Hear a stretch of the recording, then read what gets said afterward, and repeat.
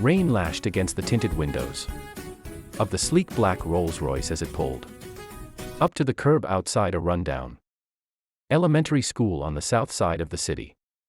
Inside the car sat Alexander Grant, the billionaire CEO of Grant Enterprises, a man the world revered and feared in equal measure.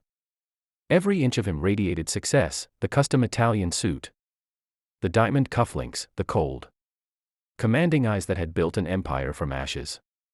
But behind that stoic face hid a man long numbed by wealth. A man who hadn't smiled genuinely in years. Who measured life in profits and losses rather than people. He had come to this part of town for one reason only: an obligatory charity event his PR manager had bullied him into attending. The Hope for Tomorrow program aimed to rebuild schools in underprivileged areas. But to Alexander, it was just another headline. Another photo op. As his driver stepped out to open the door, Alexander's phone buzzed with yet another business notification. He sighed, replying sharply before sliding his phone into his pocket. "Let's get this over with," he muttered, stepping into the rain. Cameras flashed. Local teachers greeted him with nervous smiles. A group of children stood in the doorway, clutching handmade thank you cards, their eyes wide with awe at the man who had more money than their entire neighborhood combined. He shook hands, smiled for the press, and gave his rehearsed speech about hope and the future. But the words tasted hollow, robotic. When the event ended, he escaped back to his car, eager to return to the world he understood, the world of numbers and control. But just as he reached the door, he heard a tiny voice. "Wait, mister." He turned. A small girl, no older than 8, stood barefoot in the drizzle, holding a worn-out backpack to her chest. Her hair was braided neatly, but her dress was faded, her socks mismatched.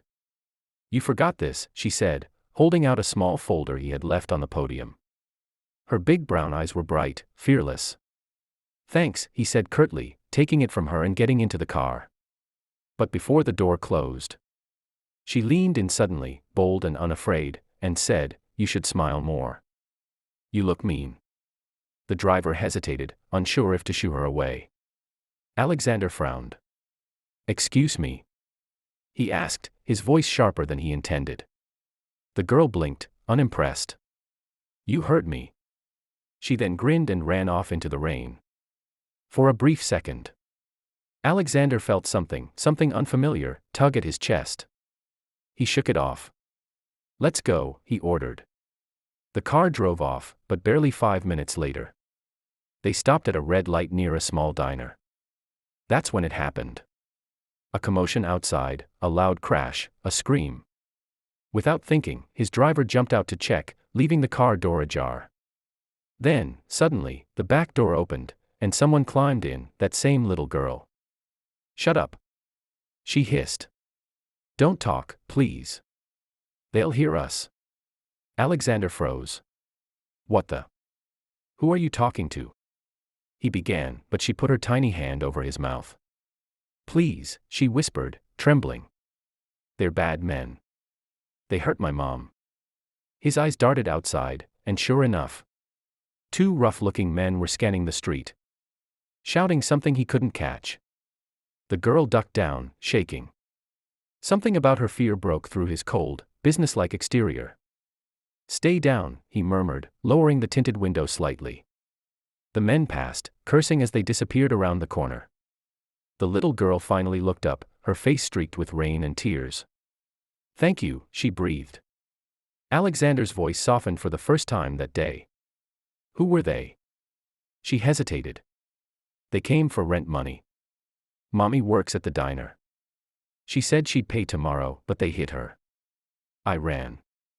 Alexander felt anger stir in him, not the boardroom kind that came from losing a deal, but a deeper, more human rage. "What's your name?" he asked. "Lila," she said, sniffing. "Lila James." He took a deep breath. "All right, Lila. You're safe now. I'll take you to your mother." When they arrived at the diner, the sight stunned him, a shattered window, A woman slumped on a chair, holding her arm, bruised but conscious. Alexander rushed to help her, and when she looked up, her eyes widened in disbelief. "Mr. Grant," she whispered. He realized then that she knew him. You own this place's lease." He did. He owned half the city, the buildings, the shops, the schools. He'd never seen the faces behind the contracts. Until now. The woman, Rachel James, explained through tears that her husband had died 2 years ago. She worked double shifts to keep Lila in school, but the rent kept going up. She'd begged the landlord for more time, but the collectors came instead. Alexander's heart sank. The man she was talking about was technically his representative, an enforcer of his company's policies. He knelt beside her. "Rachel," he said quietly, "I didn't know. I promise you, I'll fix this." That night, instead of returning to his mansion, Alexander stayed. He had his driver bring a first aid kit, called his personal physician, and ordered food for every worker in the diner. The employees watched, in shock as the city's most powerful man served coffee and wiped a table clean with his own hands. Lila giggled at the sight. "See? You can smile," she teased. He chuckled, genuinely this time. "You're a bold one." Over the next few days, Alexander personally reviewed the company's rent policies. He fired the corrupt agents and ordered immediate relief programs for struggling tenants. But his biggest change wasn't in business, it was in him. He started visiting that same diner every morning. Not as a CEO, but as a man rediscovering his heart. He'd sit by the window, sharing pancakes with Lila, who loved to draw on napkins and ask questions he didn't have boardroom answers for. "Do you have a family?" she asked one morning. "No," he admitted.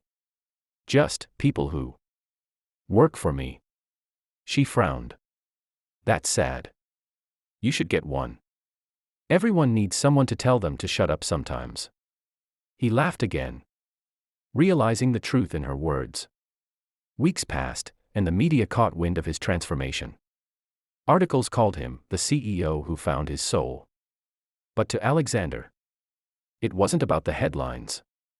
It was about the day he found a reason to care. When he rebuilt the school and opened a new scholarship program. He named it the Lila Foundation, to honor the fearless little girl who made him listen. At the grand opening, reporters asked him, "What changed you, Mr. Grant?" He smiled at Lila, who stood proudly beside her mother. "A little girl told me to shut up," he said simply. "And for the first time, I listened." As the crowd laughed, Lila whispered, "Told you." He looked down at her, his eyes softer, his soul lighter, and realized that life's greatest riches weren't in money, but in moments that made you feel human again. So if you're watching this story right now, remember this: sometimes the smallest voices can cause the biggest changes. Sometimes, all it takes is one bold soul to wake your heart.